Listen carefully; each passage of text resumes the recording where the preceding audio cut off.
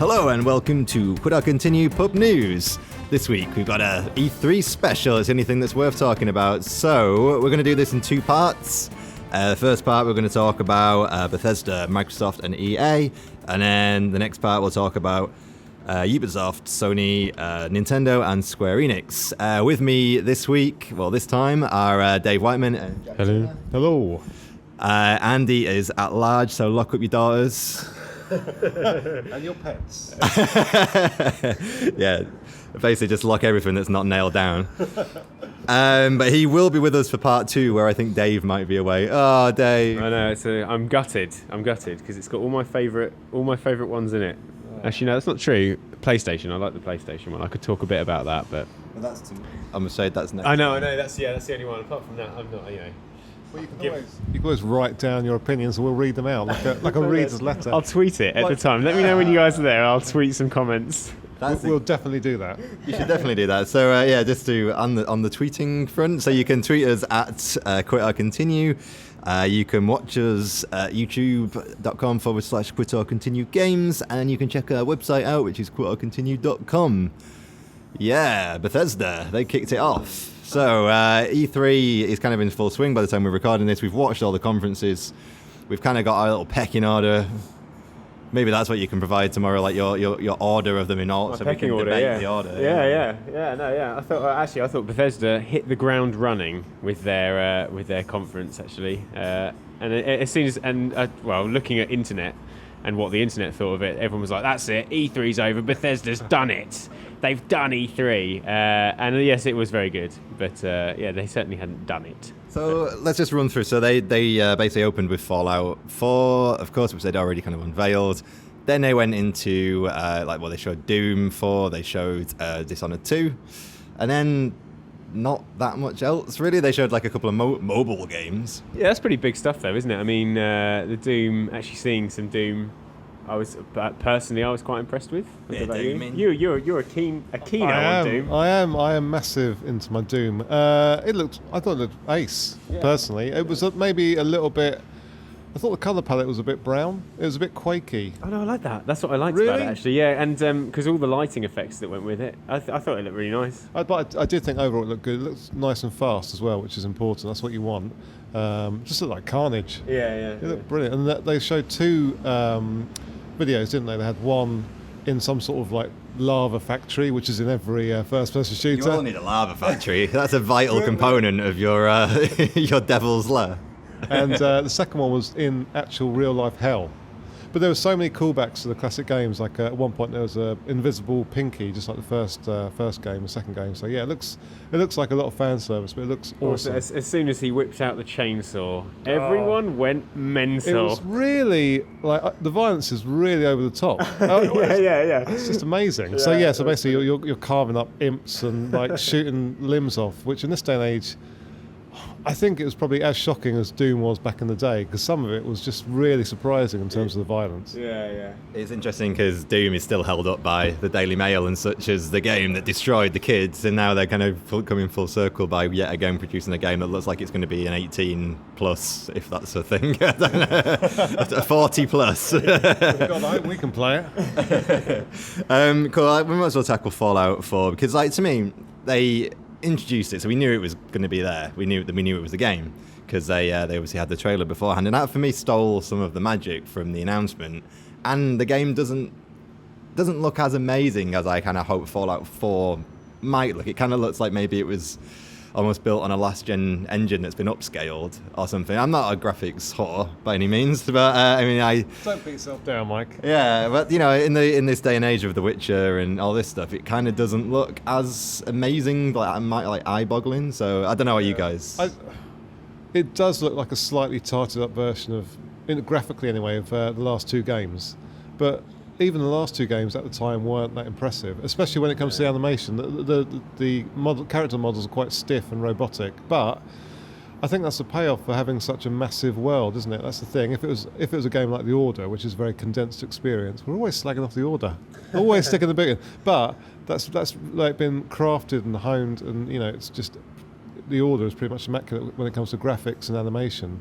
But when you've got a huge open world, can you do it to the same level? I'm not sure you can. See, I'm looking forward to Fallout 4, not because I'm a fan of Fallout at all. In fact, quite the opposite. So, like, I was given Fallout 3, but at a time I was given loads of games, and I just did not put any time into it. When you say given, do you mean you stole them? No. I think it was just after Christmas. One Christmas, I was given Fallout 3, and it was a slow game. It's a really slow game to start with, and so I must have got to the bit where you get out of the bunker, basically started the game, got out of the bunker and pissed around in the world a little bit, and I don't know, it really didn't sort of engage me in any way. So I think I'll be keen to go into Fallout 4 with the mind that I've just got to put some hours in, get involved a little bit, because I wasn't that excited actually when Fallout 4 was announced, because I'm not such a huge fan of it, but I could easily be persuaded to be told otherwise. I feel like with those games, you've really got to invest the time into them.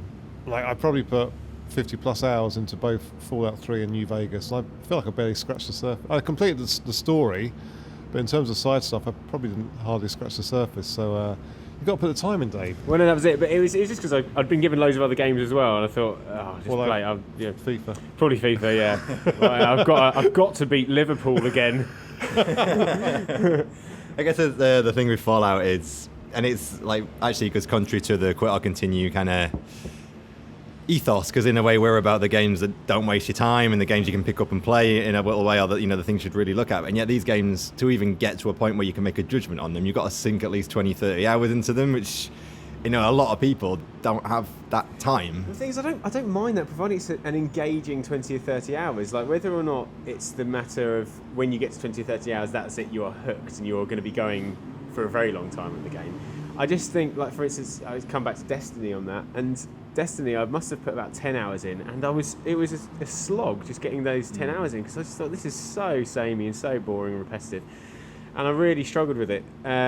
And so and I know there's certain people who would be quite the opposite on Destiny, and they would absolutely love it, but I don't know. I think as long as the game is engaging, and from what I gather, Fallout 4, should be that, from the way everyone talks about it. I think Fallout 3, it wasn't that it was a lack of engagement, it was just the fact that I didn't feel like I was getting anywhere in the game quick enough, and like I say, I was a younger guy back then, and I just wanted to play and shoot some things and things like that. Just score goals against Liverpool. Just score some goals against Liverpool. It was, and Fallout 4 Fallout 3 felt very methodic in the way that you do the combat and stuff like that, and I'm aware there's other ways of playing it, but it just well, that's all. That was one of the big announcements, I guess, that VATS is back, which is the way you kind of could pause time and shoot the womp rats, whatever the hell they're called. They're not called womp rats.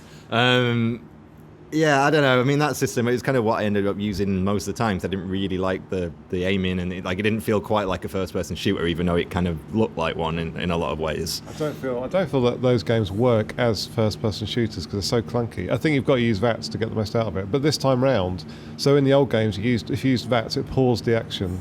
This time round, they've improved. Well, I say improved. We'll have to wait and see. But it doesn't pause time; it just slows it down. So there's still an element of trying to act quickly. Oh, do you know what? In fact, back on Doom. That was one thing that I thought impressed me about Doom. So we'd been recently talking about Wolfenstein and how that weapon wheel was ridiculously annoying. So in Doom, there's clearly still a weapon wheel, but it does this big slow-mo thing, so it actually slows down all the action, which seemed like a much better way of dealing with that, because it didn't feel like you had to clunk around with it. I mean, obviously you still had to have a relative speed to changing all that stuff. But yeah, no, so yeah, that is a good thing. And obviously I think there's more games going into that kind of slow-mo stuff as you're making your selections, which I think is cool. All right, cool. Shall we talk about Dishonored 2 then, which is another game that has a lot of slowing down of time and stuff like that, if it's anything like the first one. So this time they brought a lady into the fray, alongside Corvo, whatever the hell he's called, with his metal face. Yeah. And it seems she has like smoky powers and can kind of flip around the environment and jump around and do crazy things. She had a kind of weird tentacle thing, didn't she? She was like, I mean, if you've seen Lost, she seemed to have the power of the Lost monster thing. Is this where Lost gets tied up in this game? Yeah. They're playing the long game. Someone's got to do it. It's all Corvo's dream. Yeah, man. So I really liked Dishonored 1, and this game. I mean, they didn't really show the game. I suppose it was just a trailer, like a cutscene. But yeah, I mean, anything that makes Dishonored look better and play better, then for me it was already the game of that year that it came out like 4 years ago, whenever it was. So it's going to be a winner. I guess we'll have to see. Do you find it slightly odd, the excitement that trailers get? I think, because for me, I always want to see gameplay, because gameplay tells you a hell of a lot more about the game, whether you really think you're going to enjoy it, all that kind of stuff. Whereas as soon as you see a trailer, it's just any old thing, isn't it? It's some cinematic that someone's put together, and so it doesn't necessarily mean that, like for instance, look at Last Guardian, obviously we'll come on to on part 2, but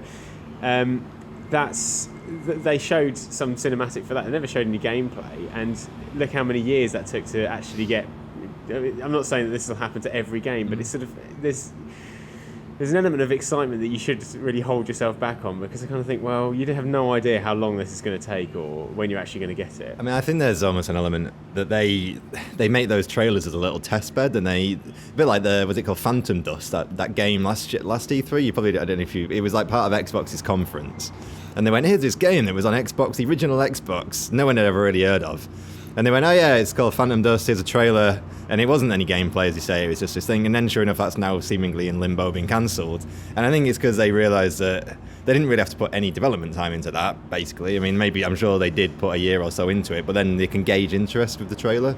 And then you can go, well, meh. And it's kind of like that Criterion racing thing that was shown last E3 as well. I don't know if you saw that, it was like... It was you can basically race around as anything. You can like attach a rocket to your back and jet around racing a tank. I don't even know. It looked bollocks, but that's just not at this E3. It doesn't seem. So has that now just gone, by the way? Though it's a weird way. So they can basically gauge public reaction without really investing loads. And I guess that's why the teaser trailers are here to stay. But yeah, I totally agree that a game isn't real until you've seen like the actual gameplay footage. Actually, I saw again the internet commented and said something that so like these shows, okay, they're for gamers and consumers and stuff, but they are also for investors. So a lot of this time, I'm guessing this is why things like that happen. It's because they'll put these trailers out and see if they can get the investment behind it to then push it forward.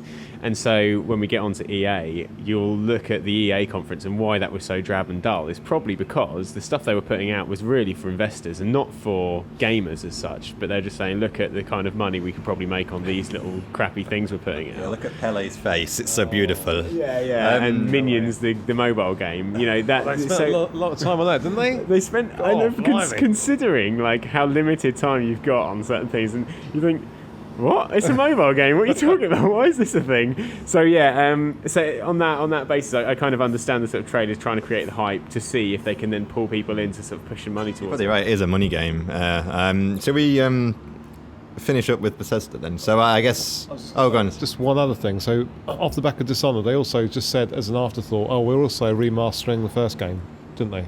Oh yeah, yeah. I said that. Hadn't that been announced already? Or am I making that up? I don't think so. Only announced by Dave Whiteman. Yeah. Exclusive.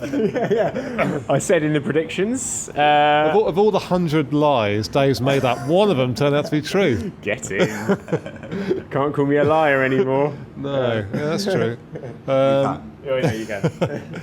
So that was kind of, I don't know how I feel about that, because that's coming out soon, isn't it, or this year, and then Dishonored 2 is coming out next year. So it's a good primer for people who haven't played the first one. I mean, it's going to be the thing, and we've got to accept that when a new one comes out, you've got to expect a remastered older one to come with it, because it's just it's probably not that difficult for them to do.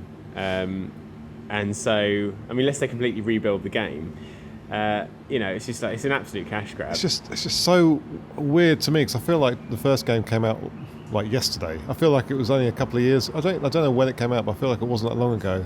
I think it must be about 3 years ago. Imagine if like I don't know, the new like Saw film came out and said, we're also re-releasing Saw 7 in case anyone didn't see that. It's like, I don't know, it's just a really strange thing, isn't it? It's exclusive to video games. Red of Blood. Yeah, Red of Blood, yeah. More blood. It's just weird. But hey, it's good news for people who didn't play it. And then they rounded off with like Fallout Shelter, which I've downloaded onto my iPad. It's kind of a cute little, I don't know if anyone here played Tiny Death Star or Tiny Tower, but it's kind of like that, where you have these people come to your vault, you build your vault, make it bigger, It's cute. One of my friends was telling me that he had two white people and they had a black baby. Oh, the other way around. I think it was two black people who had a white baby. Wow. Even more controversially. It's just like Jerry Springer the game. That is your milkman's baby. Do you know what I loved Tiny Tower, but it got to the point where it became like this thing in my pocket that would just, I'd be like, oh God, I've got to check on them, haven't I? Like it was this burden. Like a Tamagotchi. Yeah, and I was thinking, oh God, I've got to go, right, let's go, I don't know, feed the people or whatever it is they do on Tiny Tower. I've completely forgotten. But yeah. Interesting fact as well, Tiny Death Star was deleted by Disney. Doesn't exist anymore. Motherfucker. Anyway, there was something else that Bethesda did, but it escapes me. I don't think it was very exciting. There was one other thing, I can't remember. Meh.